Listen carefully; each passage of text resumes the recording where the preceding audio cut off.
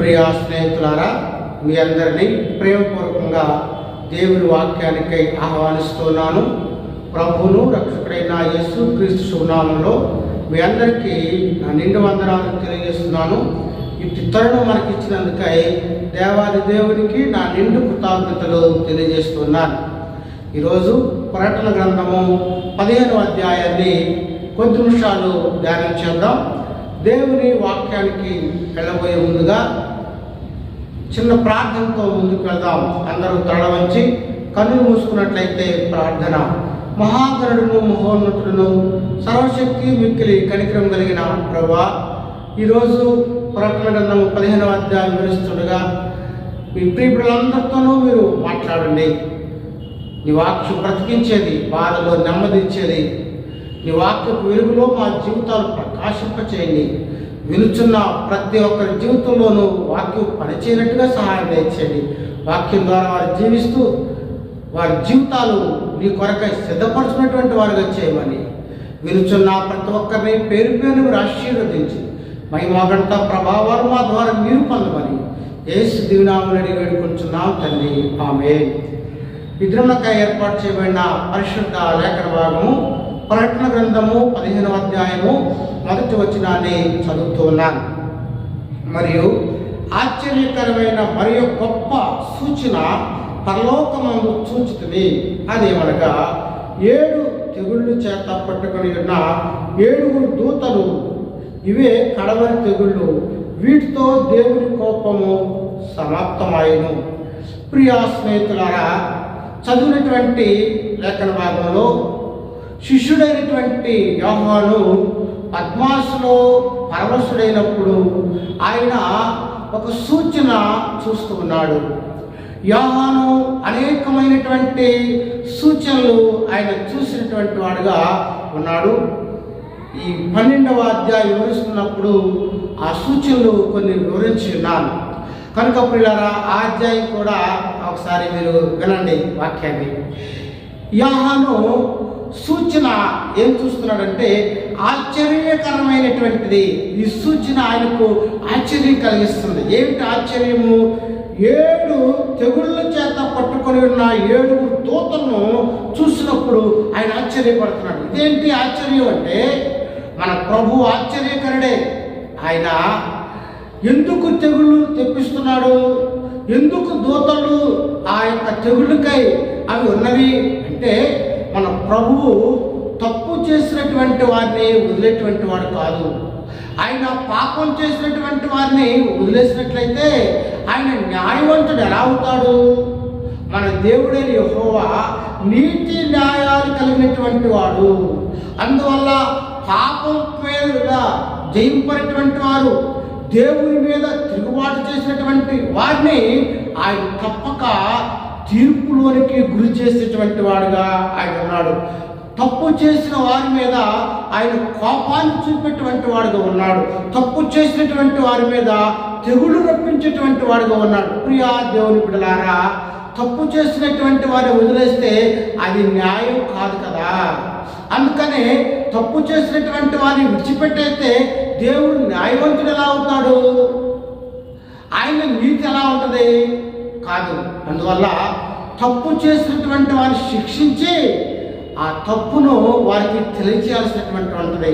అందువల్ల ప్రియులారా, దేవుడు ఇక్కడ పాపము జయించినటువంటి వారిని, తప్పు చేసినటువంటి వారిని ఆయన తెగుళ్ళ చేత బాధించేటువంటి వాడుగా ఆయన ఉన్నాడు. పాపంపై ఆయన తీర్పును పంపించినటువంటి వాడు ఉన్నాడు. దాంతో ఆయన కోపము చల్లారెను. క్రీస్తునందు ప్రియా దేవులారా, ఎవరైనా కావచ్చు, ఆది కాలం నుండి ప్రకటన గ్రంథం వరకు కూడా ఆయన తప్పు చేసినటువంటి వారిని వదిలేటువంటి వాడు కాదు. ఒకవేళ వదిలేసినా దేవుడు నీతి కలిగినటువంటి వాడు కాదు, న్యాయం కలిగినటువంటి వాడు కాదు. కనుక మనమందరము పాపం చేయనటువంటి వారుగా, దేవునికి తిరుగుబాటు చేయనటువంటి వారుగా మన జీవితాలు లోకంలో పరిశుద్ధంగా ఉండాలి. ఎందుకంటే ఆయన పరిశుద్ధుడు కనుక దేవుని పిల్లైనటువంటి మనము కూడా పాపానికి అతీతమైనటువంటి వారుగా మనం ఉండాలి. యోసేపు కూడా ఆయనను పాపం చేయమని పొత్తుపారు భార్య ప్రేరేపించినప్పటికీ ఆయనను దూరంగా పారిపోయాడు. పిల్లరా, ఈ లోకంలో మనం ఉన్నాం కానీ పాపానికి దాసులు కాకూడదు. ఎవరైనా కావచ్చు. దేవుని మాట నుంచున్న ప్రియ బిడ్డ, ఈ రోజున నువ్వు పాపానికి దూరం అయితే ఈ తెగుళ్ళు నిన్ను ఏమీ చేయలేవు. ఈ 7 తెగుళ్ళు వచ్చిన పిదప దేవుని కోపము సమాప్తమాయను అని కనుక ఆయన తప్పు చేసినటువంటి అందరినీ కూడా ఆయన శిక్షించేటువంటి వాడుగా ఉన్నాడు అని మొదటి వచనం ద్వారా మనము అర్థం చేసుకోవచ్చు. ఈ తప్పు చేయకుండా ఎవరైతే పాపానికి దూరంగా ఉంటారో ఏమవుతారన్నది 2వ వచనంలో ఆయన తెలియపరుస్తూ ఉన్నాడు. చదువుతూ ఉన్నాను 2వ వచనాన్ని. మరియు అగ్నితో కలిసి ఉన్న స్ఫటికపు సముద్రం వంటిది ఒకటి నేను చూచితిని. ఆ క్రూర మృగమునకును దాని ప్రతిమకును దాని పేరు గల సంఖ్యకునకు లోపడక వాటిని జయించిన వారు దేవుడి వీణలు కలవారై ఆ స్ఫటికపు సముద్రం మీద నిలిచినుట చూచితిని. క్రీస్తునందు ప్రియులారా, దేవుడు యోహానుకు ఒక సూచన చూపిస్తున్నాడు. ఎలాగంటే అగ్నితో కలిసి ఉన్న స్ఫటికపు సముద్రం వంటిది. ఆశ్చర్యం కదా! అగ్ని సముద్రము 2 కలుస్తాయా?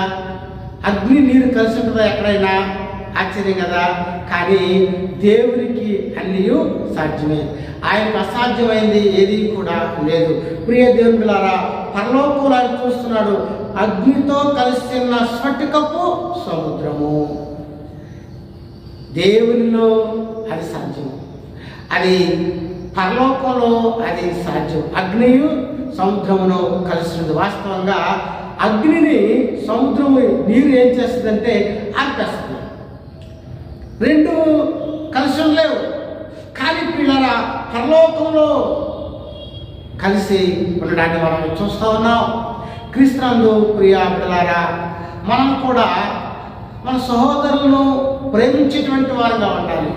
ఎందుకంటే రోజు ప్రార్థన చేస్తాం, పరలోకమందున మా తండ్రి నీ రాజ్యం వచ్చును గాక. మరి దేవుని రాజ్యం ఎలా ఉంటుంది? అక్కడ అగ్నియు సముద్రమును కలిసి ఉన్నటువంటిదిగా మనం చూస్తున్నాం. అంతేకాకుండా యెషయా గ్రంథం 65వ అధ్యాయంలో బైబిల్ ఇలాగా సెలవిస్తున్నది. చదువుతున్నాను చూడండి.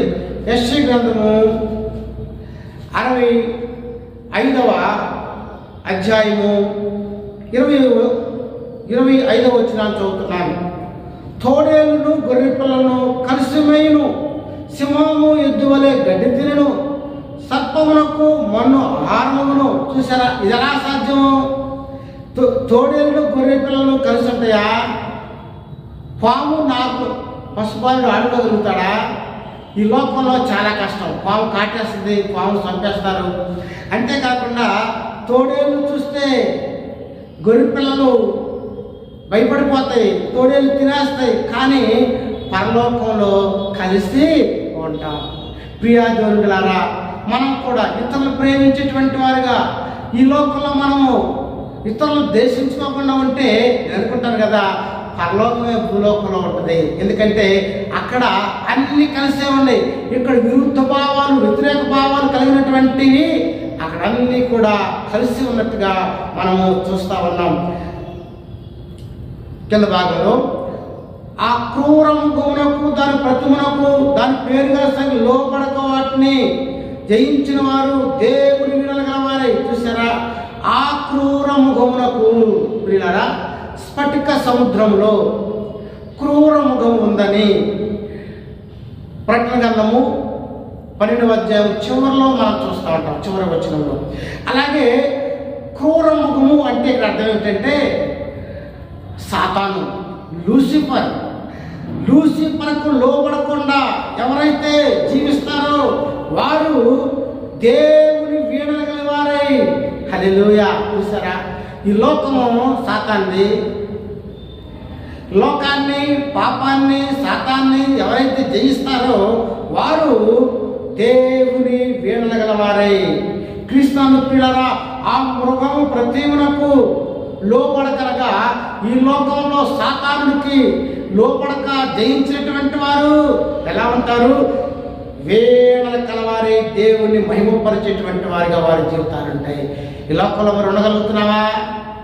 లోకము దాని ఆశలకు లోబడకుండా, సాతాను క్రియలు చేయకుండా, పాపానికి అతీతమైన జీవితాన్ని జీవిస్తూ నువ్వు ఉన్నట్లయితే, అంతేకాకుండా దాని పేరుగల సంఖ్యకు లోబడగా, దాని పేరుగల సంఖ్య ఏంటండి? 666 ముద్ర. ప్రియాదులారా, 666 ముద్ర నేను చూశాను సైకిల్ స్టాండ్ల మీద. బన్నీ కొనాలి ఒకసారి, నేను దాని వెనకాల 666 అని రాసి ఉంది. అనగా ప్రతి ఒక్క దాని మీద సైతాన్ ముద్ర వచ్చేస్తుంది. అది ఎక్కడికి రావాలంటే మన ముఖం మీదకి రావాలి. అది ఉంటేనే రాను రాను మనకు ప్రభుత్వం సంబంధించినటువంటి కొన్ని వస్తువులు మనకు దొరుకుతాయని, లేదా కరువు కాలంలో ప్రభుత్వం ద్వారా ఆహారం దొరుకుతుంది అది వేసుకుంటే, ఇలాంటి అనగా సైతాన్ సంబంధించినటువంటి విషయంలో మనము గురైనటువంటి వారిగా ఉన్నట్లయితే దేవుని వీణలుగాను స్తుతించేటువంటి వారము కాదు, దేవుని వీణలు బోధించేటువంటి వారము కాదు, పరలోకంలో ఉండేటువంటి వారము కాదు. కనుక ప్రియాదులారా, సాతాను కానీ దాని సంఖ్యను కానీ వాటిని జయించినటువంటి వారిగా ఉండాలి. అనగా సాతానికి నమ్మకుండా, శ్రమలలో కూడా 666 చేసుకోకుండా, ప్రభు కొరకు నిలబడితే, దేవుని కొరకు నువ్వు నిలబడినటువంటి వాడవైతే ఆ సముద్రం మీద నిలిచిండి ఏం చేస్తారండి? వీణులు గలవారై వారు ప్రభువును మహిమపరిచేటువంటి వారు ఉంటారు. క్రీస్తునందు ప్రియాదులారా, ఈ లోకంతో నీవు అతీతమైనటువంటి జీవితాన్ని కలిగి ఉంటే, చెడును అధిగమించేటువంటి జీవితం కలిగి ఉంటే, విజయవంతమైనటువంటి జీవితాన్ని కలిగి ఉంటే, ఇదిగో చనిపోయినను పరలోకంలోనే ఉంటావు. అక్కడ దేవుని వీణలు మ్రోగించేటువంటి వారుగా ఉంటావు. క్రీస్తునందు ప్రియాదులారా, ఆ సంఖ్యకు లోబడగా అనేక మంది ఈ లోకంలో ప్రభు కొరకు అమరులైనటువంటి వారు, అసాక్షులైనటువంటి వారు ఉన్నారు. వారందరూ కూడా పరలోకంలో ఏం చేస్తారంటే ఆ ప్రభువును స్ఫటిక సముద్రం మీద మహిమపరిచేటువంటి వారుగా వారు ఉంటారు. వారు ఏమని మహిమపరుస్తున్నారు? ఎలా స్తుతిస్తున్నారు? 3వ వచనంలో చూస్తున్నాను, చదువుతున్నాను 3వ వచనాన్ని. వారు ప్రభువా, దేవా, సర్వాధికారి, నీ క్రియలు ఘనమైనవి, ఆశ్చర్యమైనవి. యుగములకు రాజా, నీ మార్గములు న్యాయములను సత్యములై ఉన్నవి. ప్రభువా, నీవు మాత్రము పవిత్రుడు, నీకు భయపడిన వాడెవడు? నీ నామము మహిమపరచని వాడెవడు? నీ న్యాయ విధులు ప్రత్యక్షపరచబడినవి కనుక జనులందరూ వచ్చి నీ సన్నిధిని నమస్కారం చేసేదరని చెప్పెను. దేవుని దాసుడకు మోషే కీర్తనయు గొర్రెపిల్ల కీర్తనయు పాడుచున్నారు. ప్రియ స్నేహితులారా, మరి ఏమని ప్రభువును వీణలతో స్తుతిస్తున్నారంటే, వారు ప్రభువా, మా దేవా. చూసారా, ప్రభు అంటే పరిపాలించేటువంటి వాడే, దేవుడు, పరిపాలించేటువంటి దేవుడు, రాజు ఆయన. క్రీస్తునందు ప్రియులారా, ఆయన వారు అంటున్నారు కదా, సర్వాధికారి. సర్వాధికారం అంటే ఏంటి తెలుసా? ఎదురులేని తిరుగులేని అధికారం కలిగినటువంటి వారు సర్వాధికారులు. మరి ఈ లోకంలో ఎలాంటి అధికారం ఎవరికి ఉంది? ఈ లోకంలో సీఎం అయినా, ప్రియమైన ప్రెసిడెంట్ ఆఫ్ ఇండియా అయినా సరే పదవీ కాలము 5 ఏళ్ళే. కానీ మన ప్రభు ఎలాంటి వాడంటే ఎదురులేని తిరుగులేని అధికారం నిరంతరం కలిగినటువంటి సర్వాధికారి అయినటువంటి దేవుడని, ఆ వీడలు కలిగి లోకాన్ని జయించి సాతాన్ని జయించి ఉన్నటువంటి వారు ప్రభువుని మహిమపరుస్తున్నారు. ప్రియులారా, ఆయన సర్వాధికారి. నీ పక్షాన నా పక్షాన యుద్ధం చేసేటువంటి దేవుడు ఉన్న దేవుడు ఎలాంటి వాడు తెలుసా? ఆయన సర్వాధికారి. ప్రియాదులారా, ఆయన సర్వాధికారము. ప్రభు చెప్తాడు, పరలోకమందును భూమి అందును నాకు సర్వాధికారం ఇవ్వబడింది. అలాంటి సర్వాధికారిని మనకి కలిగినడు. ఎంత భాగ్యము ప్రభువును కలిగినడం. క్రీస్తునందు ప్రియులారా, నీ క్రియలు ఘనమైనవి. చూసారా, ఆయన క్రియలు ఘనమైన క్రియలు. నీ పట్ల నా పట్ల ప్రభు ఉద్దేశించిన క్రియలు అంతే తెలుసా? అవి ఘనమైనది. ఈ లోకంలో ఎవరో చేయలేనిది, అసాధ్యమైనటువంటి కార్యాలు ప్రభువు సాధ్యము. ఎందుకంటే ఆయన గొప్ప కార్యాలు చేసేటువంటి వాడుగాను ఉన్నాడు. ఆయన ఆశ్చర్యకరమైనవి. ఆశ్చర్యం. ప్రియులారా, మన ప్రభు ఆశ్చర్యకరుడు కదా. ఆయన పుట్టుక ఒక ఆశ్చర్యం, ఆయన క్రియలు ఒక ఆశ్చర్యం, ఆయన పునరుద్ధానం ఆశ్చర్యం, ఆయన నమ్మిన వారందరి పట్ల ఆయన చేసే కార్యాలే ఆశ్చర్యమైనవి. అవి కంటికి కనబడవు, చెవికి వినబడవు, హృదయానికి గోచరం కాని కార్యాలు ప్రభువుని పట్ల చేస్తారు కనుక వారు అంటున్నారు, స్తుతిస్తున్నారు ఏమనంటే, ఆశ్చర్యకరుడు నీవే ప్రభువా. ప్రియులారా, ప్రభు నీ పట్ల, నా పట్ల, ఆయన నమ్ముకున్న వెంబడిస్తున్న వారి పట్ల ఆయన చేసే క్రియలు ఆశ్చర్య క్రియలు ప్రభువుని పట్ల చేస్తాడు అని విశ్వసించినటువంటి వారుగా మనం ఉన్నాం. యుగ యుగములకు రాజా ఆయన, సింహాసనము యుగ యుగాలు, ఆయన తరతరాలు ఉండేటువంటి సింహాసనాసనుడిగా ఉంటాడు. పిల్లరా, నీ మార్గములు న్యాయములను సత్యములై ఉన్నవి. చూసారా, నువ్వు ఏ మార్గం లేకుండా ఉన్నావేమో, యేసు ప్రభు దాకా వస్తే ప్రభు నేనే మార్గం, ఆయన మార్గంలోనికి నువ్వు వచ్చావంటే ఆయన మార్గం నిన్ను సత్యం నడిపిస్తుంది, ఆ సత్యం నిన్ను జీవంలో నడిపిస్తాడు.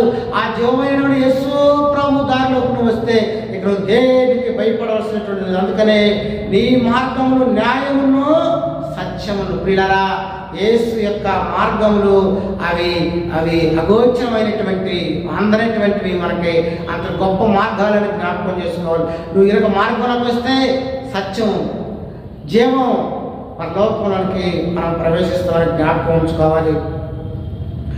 కింద బాగా చదువుతున్నాను.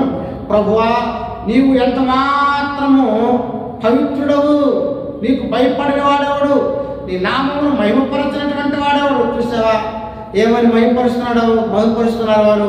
నువ్వు ఎంత మాత్రము పవిత్రుడు, యు ఆర్ హోలీ.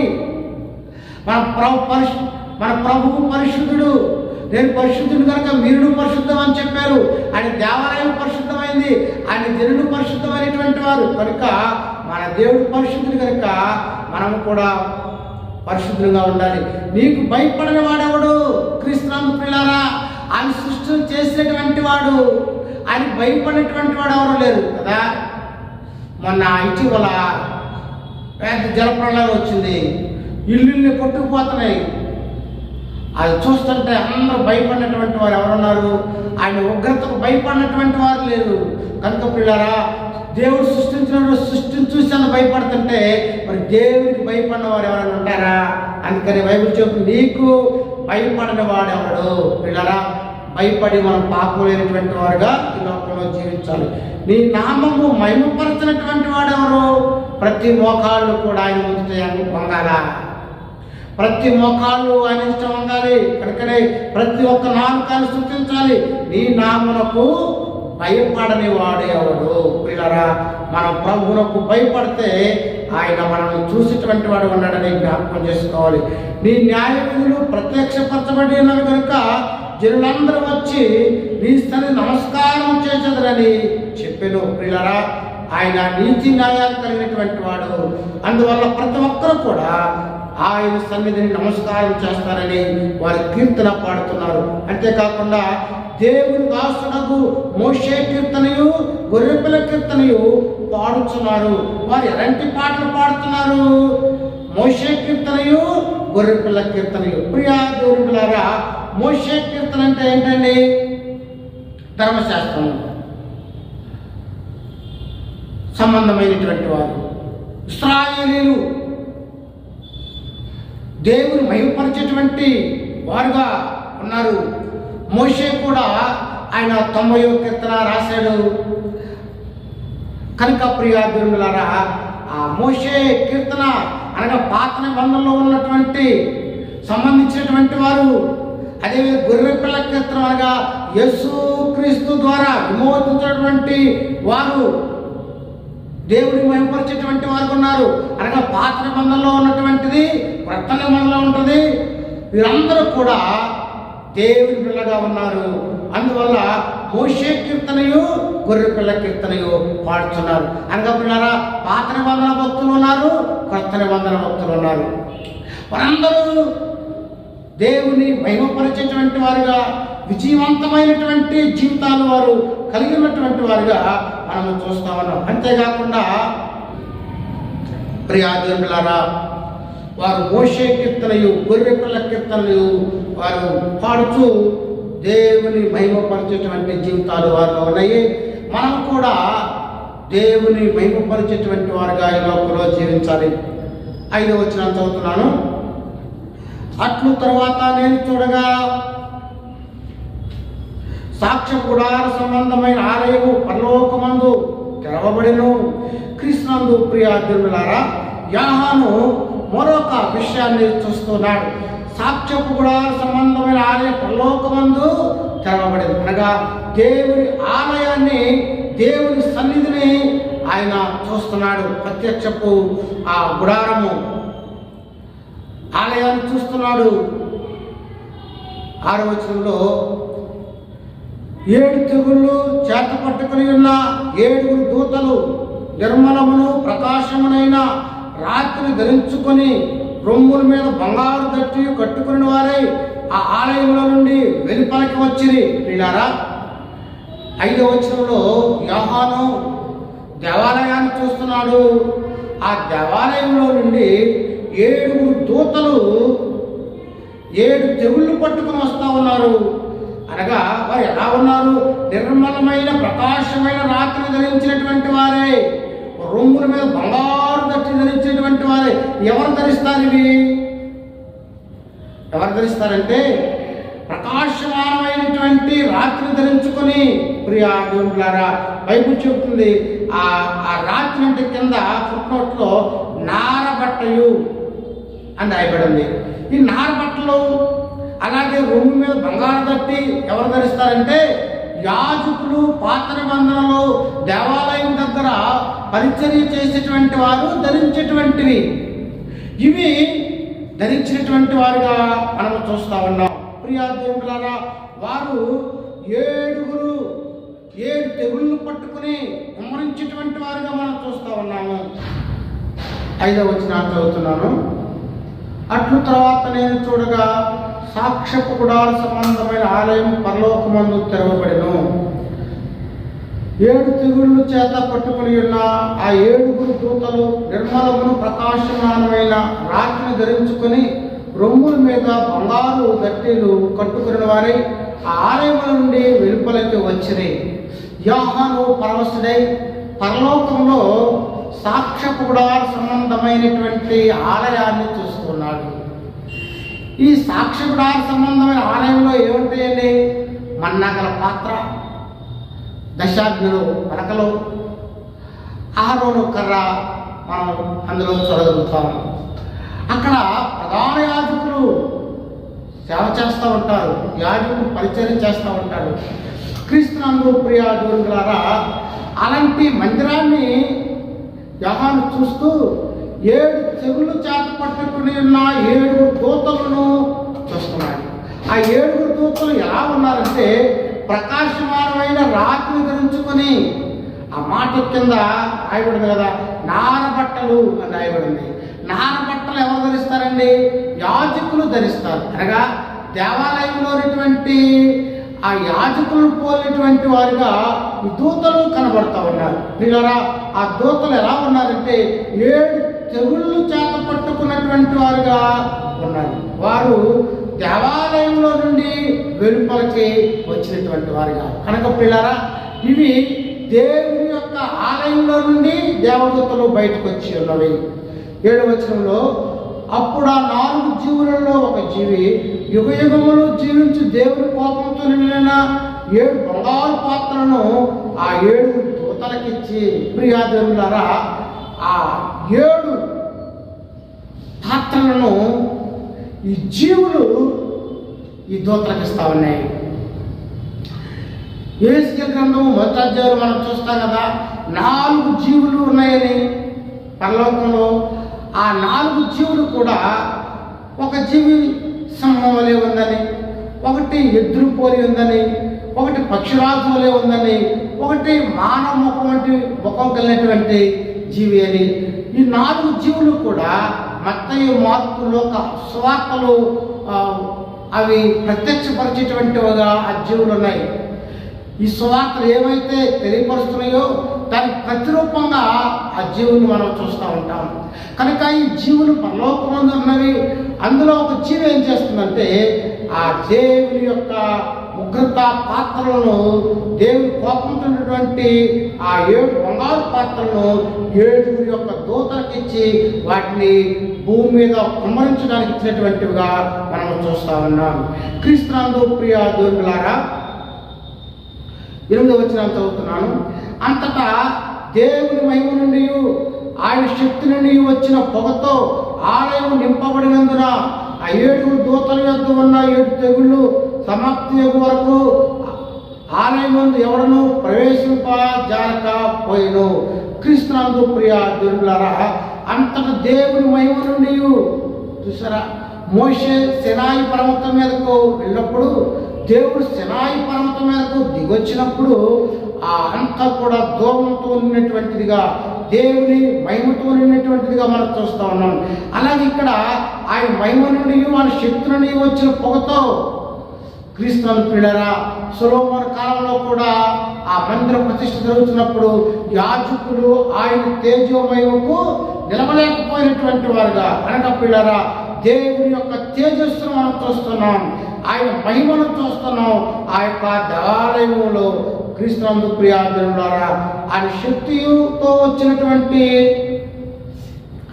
ఆయన శక్తి నుండి వచ్చిన పొగతో ఆలయం నింపబడినందున చూసారా, దేవుని యొక్క మహిమ ఆ ఆలయంలో ఉన్నదిగా యోహాను చూస్తా ఉన్నాడు. ఆ 7 దూతల వద్ద ఉన్న 7 తెగుళ్ళు సమాప్తి వరకు ఆలయంలో ఎవరు ప్రవేశింపజాలకపోయారు. అనగా ఆ 7 దూతలు భూమి మీద ఆ పాత్రలు కమ్మరిస్తూ ఉంటే ఆ తెగుళ్ళు వస్తున్నప్పుడు ఎవరు కూడా దేవాలయానికి ప్రవేశింపలేదు. ఒకవేళ ఆయన మహిమను బట్టి కావచ్చు, లేదా ఆ తెగుళ్ళను ఆపేటువంటి వాడు, తెగుళ్ళను ఆపేటువంటి వాడు ఎవరు కూడా లేదు. ఎవరు కూడా అందులోనికి ప్రవేశించేటువంటి వారు దేవాలయంలోనికి లేరు. ఆ ఆపగలిగినటువంటి వారు ఎవరు కూడా లేరు. క్రీస్తునందు ప్రియ దేవులారా, మన ప్రభు ఎలాంటి వాడో మనం చూస్తా ఉన్నాం. మన ప్రభు గొప్పవాడు. ఆయన నమ్మినటువంటి వారైతే ఆ సముద్రం మీద ఉండి దేవుని మహిమపరిచేటువంటి వారు ఉన్నారు. ఎవరైతే పాపం చేసి దేవునికి దూరమైనటువంటి వారు ఉన్నారో వారి మీద ఈ ఉగ్రతా పాత్రలు భూమి మీద కుమ్మరించబడినటువంటిదిగా మనం చూస్తున్నాం. కనుక ప్రియులారా, అధ్యాయం బట్టి మనం చదవలేనట్లయితే దేవుని తీర్పు అవిధేయులైనటువంటి వారి వెంటకి వస్తుంది. కానీ దేవుని నమ్మి ఆ 666 చేసుకోకుండా ఆ సంఖ్యకు లోబడినటువంటి వారు, సాతానుకు లోబడినటువంటి వారు దేవునితో కూడా ఉండి మహిమపరిచేటువంటి వారుగా ఉంటారని ఈ లేఖనాన్ని బట్టి మనము అర్థం చేసుకోవచ్చు. కనుక ప్రియులారా, ఈ లోకంలో ఉన్నప్పుడు మనం ప్రభు వారిగా జీవిస్తూ ఆయన ద్వారా మనం బ్రతకాలని, ఆయన కొరకు మనం జీవిస్తే ప్రభుతో నిత్యం స్తుతించేటువంటి వారుగా, ఆయనను వీణలు పురోగించేటువంటి వారుగాను, గొర్రెపిల్లయు మోషే కీర్తనటువంటి పాడేటువంటి వారు ఉంటామని లేఖనం మాట్లాడుతుంది. అలాంటి జీవితాన్ని కలిగి మనం క్రీస్తు యేసులో ముందు కొనసాగుదాము. దేవుడి మాటలు దీవించుగాక. ప్రార్థన చేసుకుందాం. మమ్మల్ని మిక్కులుగా ప్రేమించిన ప్రియ పరలోకపు తండ్రి, ఈ లోకంలో మేము ఉన్నప్పుడు దేవా, నీకు అనుకూలమైనటువంటి దైవ చిత్తానుసారమైనటువంటి జీవితాన్ని జీవించడానికి సహాయం దయచేయండి. ఈ మాటలు ఎవరైతే విన్నారో ప్రభా, వారందరిలో కూడా గొప్ప క్రియ జరిగించండి. దేవా, మారు మనసు కలిగినటువంటి జీవితాన్ని ప్రసాదించండి. మీరు వచ్చినప్పుడు ఎత్తబడేటువంటి సంఖ్యలో ప్రార్థిస్తున్నాను. దేవా, ఎవరైతే సమస్యలతో, ఇరుకులతో, ఇబ్బందులతో బాధపడుతున్నారో వారందరిలా కూడా కృప చూపమని, ప్రతి ఒక్కరిలో నీ కార్యాన్ని చేసి నీ రాకడలో ఎత్తబడినటువంటి వారిగా చేయమని మహిమగత ప్రభావం నీకు ఆరోపణ చేస్తూ యేసు దివినాలని వేడుకున్నాం తండ్రి. ఆమేన్. తండ్రి దేవుని ప్రేమ, మన యేసుక్రీస్తు కృప, పరిశుద్ధాత్మల సహవాసం ఇప్పుడు సదాకాలం తోడయ్యండి, కాచి కాపాడుగాక. ఆమేన్. God bless you.